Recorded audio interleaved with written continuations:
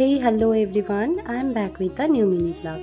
গত রবিবার মন হলো পাহাড়ে পালিয়ে যাওয়ার, আর তখনই চলে এলাম এই ছোট্ট পাহাড়ি সুন্দর হোমস্টেটিতে, যার নাম সঞ্জীবনী হোমস্টে।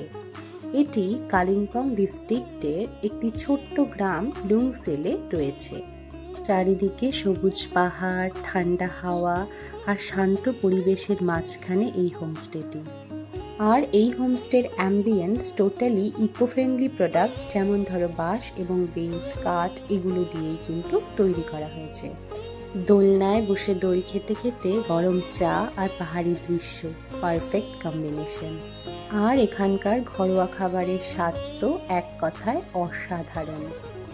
বড় জানালার পাশে বসে পাহাড়ের নৈসর্গিক সৌন্দর্য দেখতে দেখতে লাঞ্চ করা, এ যেন স্বর্গীয় অনুভূতি।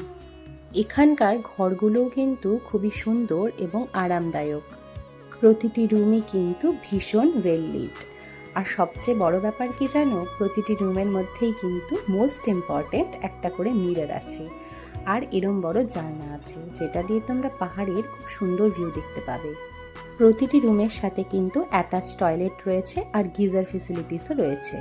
তোমাদের সুবিধার জন্য এই ভিডিওতে আমি হোমস্টের ডিটেলসটা স্ক্রিনশট দিয়ে দিলাম।